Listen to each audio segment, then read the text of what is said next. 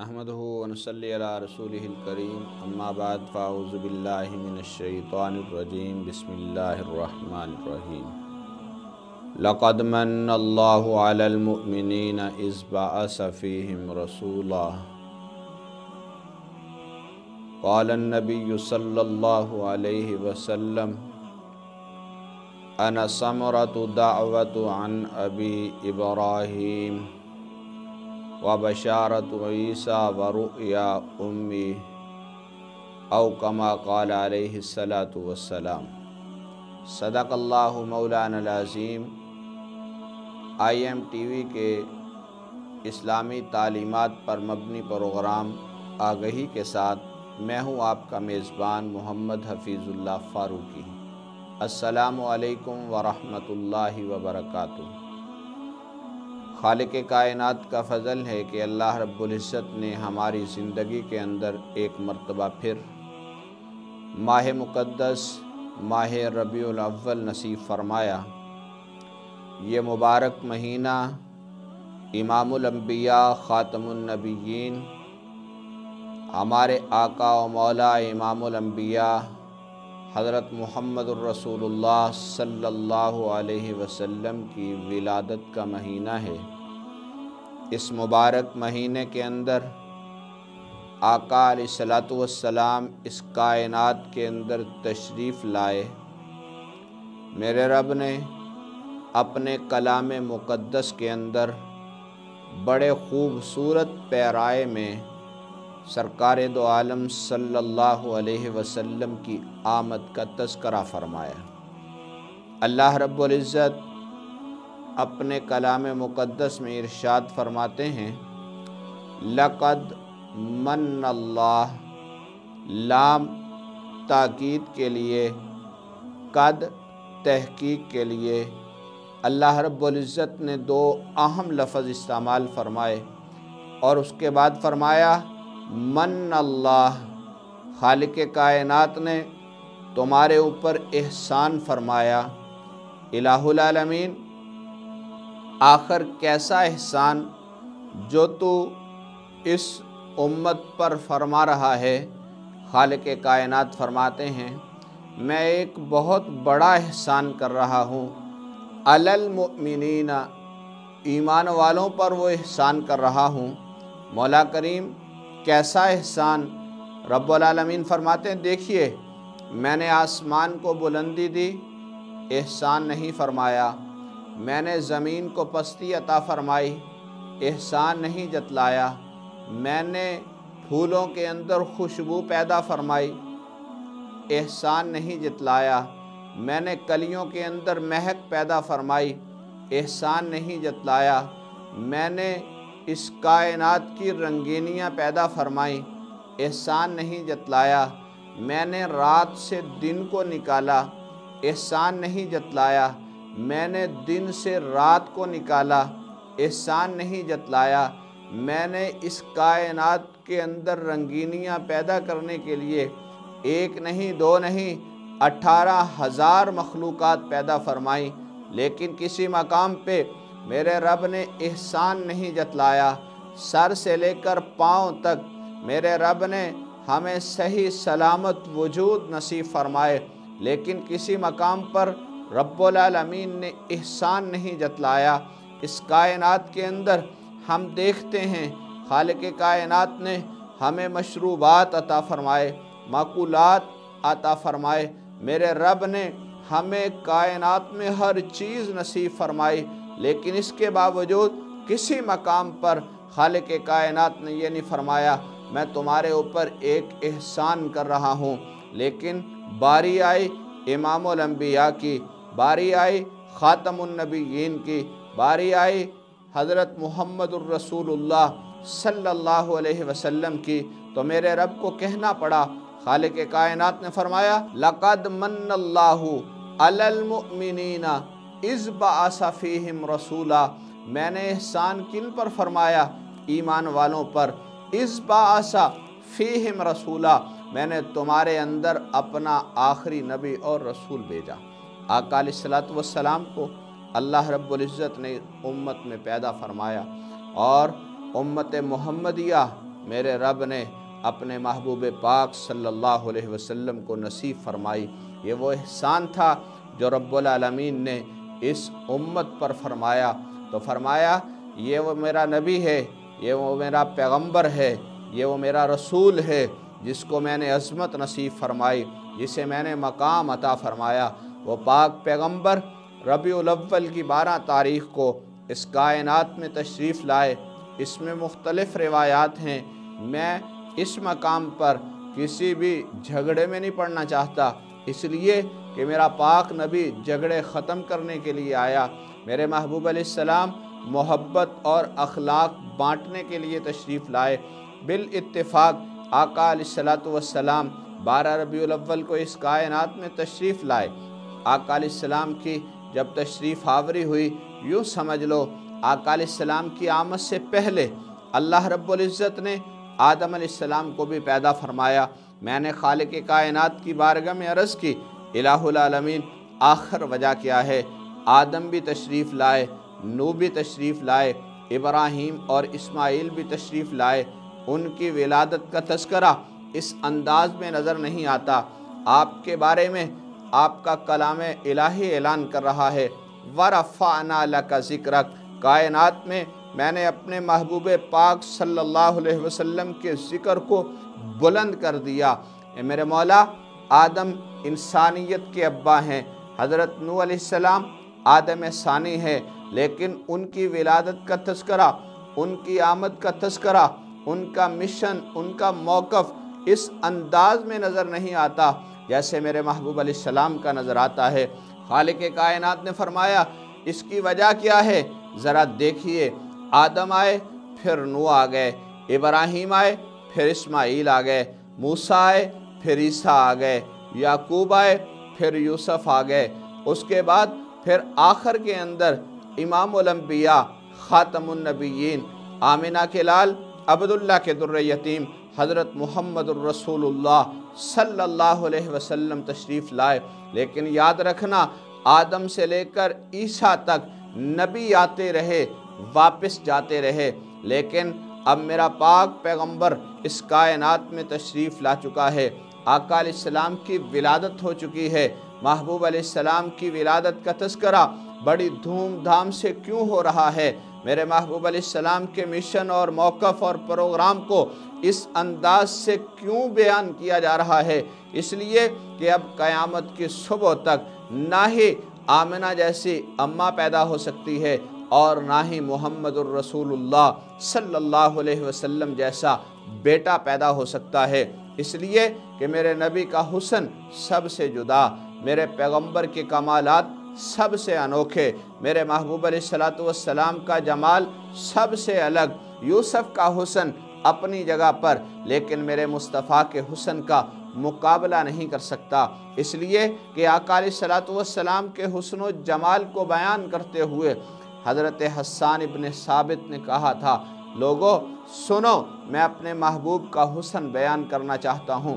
کیسے خوبصورت پیرائے میں آپ نے جملہ فرمایا، وَأَحْسَنُ مِنْكَ لَمْ تَرَ قَطُّ عَيْنِي وَأَجْمَلُ مِنْكَ لَمْ تَلِدِ النِّسَاءُ خُلِقْتَ مُبَرَّأً مِنْ كُلِّ عَيْبٍ كَأَنَّكَ قَدْ خُلِقْتَ كَمَا تَشَاءُ۔ کسی محب نے اس انداز میں اس کا ترجمہ کیا کہ حضرت حسان ابن ثابت رضی اللہ تعالیٰ عنہ نے کہا، وَأَحْسَنُ مِنْكَ لَمْ تَرَ قَطُّ عَيْنِي، اے میرے محبوب پاک صلی اللہ علیہ وسلم، اے میرے محبوب پاک صلی اللہ علیہ وسلم، وَأَحْسَنُ مِنْكَ لَمْ تَرَ قَطُّ عَيْنِي، میری زبان یہ اعلان کر رہی ہے کائنات کے اندر آپ جیسا حسن، آپ جیسا جمال، آپ جیسے کمالات میری آنکھ نے آج تک کبھی دیکھے نہیں ہیں۔ وَأَجْمَلُ مِنْكَ لَمْ تَلِدِ النِّسَاءُ، اور آپ جیسا جمال، آپ جیسے کمالات آج تک کسی کے اندر پیدا نہیں ہو سکے، اور کوئی بھی ایسا بچہ نہیں جو کسی نے جنم دیا ہو جیسے کمالات والا بچہ خالق کائنات نے آپ کی صورت میں پیدا فرمایا۔ خُلِقْتَ مُبَرَّأً مِنْ كُلِّ عَيْبٍ، اور میں یہاں تک کہتا ہوں خالق کائنات نے آپ کو تمام عیوب سے مبرہ پیدا فرمایا۔ ساری دنیا کہتی ہے عیب کے قریب نہ جاؤ، لیکن میرے رب نے عیبوں کو اعلان کر کے کہا یاد رکھنا اس گلی میں مت داخل ہونا، اس گلی میں میرے محبوب علیہ السلام تشریف لے جا رہے ہیں۔ اور آخر میں حضرت حسان ابن ثابت نے بہت ہی خوبصورت پیرایا فرمایا کَأَنَّكَ قَدْ خُلِقْتَ كَمَا تَشَاءُ، میں اگر یوں کہوں تو بے جا نہیں ہوگا۔ اے میرے محبوب علیہ السلام، آپ کی ذات ایسی ذات ہے، آپ نے جیسے خالق کائنات سے عرض کی اے میرے مولا مجھے ایسے بنانا، میرے رب نے آپ کو ویسا ہی بنا دیا۔ کیسا بنایا؟ اگر میں یوں کہوں تو بے جا نہیں ہوگا۔ آقا علیہ السلام نے رب العالمین کی بارگاہ میں عرض کی ہوگی اے میرے مولا مجھے ہاتھ ایسے عطا کرنا، اگر میں اس کی انگلی آسمان کی طرف اٹھاؤں تو چاند دو ٹکڑے ہو کر میرے قدموں میں آ جائے۔ اے میرے مولا مجھے آنکھیں ایسی عطا کرنا، اگر نظر اٹھاؤں ابو بکر پہ اٹھاؤں صدیق بن جائے، عمر پہ اٹھاؤں فاروق بن جائے، عثمان غنی پہ اٹھاؤں تو عثمان ذو النورین بن جائے، مولا علی پہ اٹھاؤں فاتح خیبر بن جائے، امیر معاویہ پہ اٹھاؤں جنت کا مالک بن جائے، 1,44,000 صحابہ پہ اٹھاؤں تو وہ سارے کے سارے جنتی بن جائیں۔ اے میرے مولا مجھے پاؤں ایسے عطا کرنا جس دھرتی پر وہ میرے قدم لگ جائیں وہ دھرتی کائنات میں سب سے اعلیٰ بن جائے، اگر وہ میرے قدم مبارک مکہ میں پڑیں مکرمہ بن جائے، مدینہ میں پڑیں منورہ بن جائے، اگر وہ میرے مبارک قدم بدر کی سرزمین پہ پڑیں چاروں طرف فتح کے جھنڈے گاڑ دیے جائیں، تو میرے محبوب علیہ السلام نے اللہ کی بارگاہ میں عرض کی ہوگی اے میرے مولا مجھے وجود ایسا عطا کرنا، اس کے اندر خوشبوئیں ہوں، اس میں رعنائیاں ہوں، اس کے اندر حسن ہو، ایسا وجود عطا کرنا۔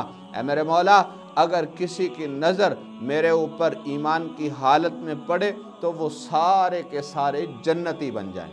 تو اس لیے میرے سامعین و ناظرین، آقا علیہ السلام کی ولادت 12 ربیع الاول کو ہوئی۔ میرے محبوب علیہ السلام کا مقام، میرے پاک پیغمبر علیہ السلام کے میلاد کا تذکرہ اگر ہم کرتے رہیں راتیں ختم ہو جائیں گی، دن ختم ہو جائیں گے، ہم ختم ہو جائیں گے، لیکن میرے محبوب علیہ السلام کی عظمت، مقام، آقا علیہ السلام کے میلاد کا تذکرہ ختم نہیں ہو سکتا۔ تو آخر میں صرف اتنا کہوں گا، ماہ ربیع الاول ہر سال آتا ہے، ہم جشن مناتے ہیں، ہم خوش ہوتے ہیں، ہم ہر چیز کرنے کی کوشش کرتے ہیں جس سے سرکار دو عالم صلی اللہ علیہ وسلم سے ہم اپنا عشق ثابت کر سکیں، لیکن سب سے بڑی چیز جو میں آپ کو بطور وصیت کے کہوں گا، یاد رکھو آقا علیہ السلام کا میلاد ضرور مناؤ، میں نہیں روکتا، آقا علیہ السلام کے آنے کی خوشی ضرور کیجئے، میں نہیں روکتا، لیکن اس کے ساتھ ساتھ ہمیں اس چیز کا بھی خیال رکھنا ہے کہ میرے محبوب کی آمد کا مقصد کیا ہے، سرکار دو عالم صلی اللہ علیہ وسلم کی تشریف آوری کا مقصد کیا ہے، آقا کیا مشن لے کر آئے، آقا کیا پروگرام لے کر آئے، آقا کیا اپنا پیغام لے کر آئے، وہ پیغام کیا ہے۔ میرے محبوب علیہ السلام نے سب کے سامنے یہی بات رکھی، یاد رکھو یا ایھا الناس قولوا لا الہ الا اللہ تفلحوا، اے لوگو لا الہ الا اللہ کہو کامیاب ہو جاؤ گے۔ میرے آنے کا مقصد یہ ہے کہ اپنی زندگی قرآن و سنت کے مطابق گزاریے، آقا کی آمد کا مقصد یہ ہے کہ ہم اس کائنات میں رہتے ہوئے سرکار کے مشن کو بھی اپنانے والے بن جائیں۔ میرے آقا کا مشن کیا ہے؟ آقا علیہ السلام نے بدعت کا دروازہ بند کیا۔ آقا علیہ السلام کا مشن کیا ہے؟ میرے پاک پیغمبر نے کفر کے چھکے چھڑائے۔ میرے نبی کا مشن کیا ہے؟ میرے محبوب علیہ السلام نے شرک سے نفرت کی۔ میرے نبی کا مشن کیا ہے؟ میرے پاک پیغمبر نے اخلاق کو اور رواداری کو عام کیا۔ میرے نبی کا مشن کیا ہے؟ میرے محبوب علیہ السلام نے بھائی کو بھائی کا حق دیا، بہن کو بہن کا حق دیا، ماں کو ماں کا حق دیا۔ بیٹی کو بیٹی کا حق دیا۔ اس گئے گزرے معاشرے کے اندر مجھے نظر آ رہا ہے لوگ نبی کا اپنے آپ کو عاشق تو کہتے ہیں، لیکن وہ صرف زبانی دعویٰ ہے، زبانی دعویٰ نہیں، بلکہ ہم نے حقیقت میں ثابت کرنا ہے کہ ہم حقیقت میں سرکار دو عالم صلی اللہ علیہ وسلم کے سچے عاشق ہیں۔ میرے نبی نے جو حکم دیا اسے کرتے چلے جاؤ، میرے پاک پیغمبر نے جن چیزوں سے روکا ان سے رکتے چلے جاؤ۔ اگر اس چیز پہ ہم عمل کر گزرے تو یاد رکھنا ہم نے سرکار دو عالم صلی اللہ علیہ وسلم کی محبت کا حق ادا کر دیا۔ آقا علیہ السلام کی بارگاہ میں ایک بدو حاضر خدمت ہوا۔ حضور علیہ السلام نے فرمایا کلمہ پڑھو، اسلام قبول کر لو، کامیابی تمہارا مقدر بن جائے گی۔ میرے پاک پیغمبر علیہ السلام کے ہاتھ پہ ہاتھ رکھا، مبارک ہاتھوں پہ ہاتھ رکھ کے کلمہ پڑھا، اسلام قبول کیا۔ عرض کی یا رسول اللہ صلی اللہ علیہ وسلم مجھے کچھ وصیت فرما دیجئے، میں واپس چلا جاؤں۔ آقا علیہ السلام نے فرمایا نماز، فرض نماز کی پابندی کرنا، اللہ نے مال دیا زکوٰۃ ادا کرنا، میرے رب نے اگر ہمت اور توفیق دی حج کر لینا، خالق کائنات نے تجھے معاشرے کے اندر اگر رہنا نصیب فرمایا تو ایسے کرنا کہ کسی کے ساتھ زیادتی نہ کرنا، ناانصافی نہ کرنا، زنا کے قریب نہ جانا۔ جب میرے محبوب علیہ السلام یہ ساری باتیں فرما چکے تو آقا علیہ السلام کے اس فرمان کو سن کر اس نے عرض کی یا رسول اللہ صلی اللہ علیہ وسلم میں نہ اس سے بڑھاؤں گا اور نہ ہی اس میں کمی کروں گا۔ اتنے جملے کہہ کے وہ واپس چلا گیا۔ جب وہ واپس جا رہا تھا تو میرے پاک پیغمبر علیہ السلام کی زبان نبوت سے جملے نکلے۔ آقا علیہ السلام نے فرمایا اے میرے صحابہ میری طرف متوجہ ہو جاؤ۔ اصحاب رسول آقا علیہ السلام کی طرف متوجہ ہوئے، فرمایا اگر کسی نے اس وقت جنتی دیکھنا ہو تو میرے اس صحابی کو دیکھ لیجئے۔ صحابہ نے عرض کی یا رسول اللہ صلی اللہ علیہ وسلم نبوت نے اتنا بڑا جملہ کیوں فرمایا؟ آقا علیہ السلام نے فرمایا اس کا آخری جملہ تم نے نہیں سنا؟ اس نے عرض کی تھی یا رسول اللہ صلی اللہ علیہ وسلم جو نبوت کا حکم ہے نہ میں اس میں کمی کروں گا نہ ہی زیادتی کروں گا۔ شریعت یہی ہے، نبی کے حکم پر کٹ مرنا، شریعت یہی ہے، پاک پیغمبر کے ایک ایک جملے کو اپنا اوڑھنا اور بچھونا بنا لینا۔ تو آج میں آپ کو یہی کہوں گا، آئیے پیغمبر علیہ السلام کے مشن، آقا علیہ السلام کے پروگرام، آقا علیہ السلام کے پیغام کو عام کیجئے۔ آقا کی آمد مرحبا، لیکن میرے محبوب علیہ السلام نے جو فرمایا اس پہ بھی ہمیں عمل کرنا پڑے گا۔ تو اللہ رب العزت کی بارگاہ میں دعا ہے رب العالمین ہمیں سرکار دو عالم صلی اللہ علیہ وسلم کے جشن کے ساتھ آقا علیہ السلام کے مشن پروگرام کو بھی اپنانے کی توفیق عطا فرمائے۔ تو یہ میرا اس جشن عید میلاد النبی پہ آپ کے لیے یہ خصوصی پیغام ہے۔ اس پیغام کو اپنے دلوں میں بٹھا لیجئے۔ اگر ہم اس پہ عمل کرنے والے بن گئے یقیناً کل محشر کے میدان میں سرکار دو عالم صلی اللہ علیہ وسلم مجھے اور آپ کو بازو سے پکڑ کر ضرور جنت میں لے جائیں گے۔ تو اب مجھے دیجئے اجازت، دیکھتے رہیے IM-TV۔ السلام علیکم ورحمۃ اللہ۔ اگر آپ نے ابھی تک ہمارا چینل سبسکرائب نہیں کیا ہے تو فوراً اس سبسکرائب کے بٹن پر کلک کر دیں اور ساتھ ہی بنے بیل آئیکن پر بھی کلک کر دیں تاکہ ہمارے چینل کی طرف سے آنے والی تمام لیٹسٹ اپڈیٹس آپ تک بر وقت پہنچ سکیں۔ بہت شکریہ۔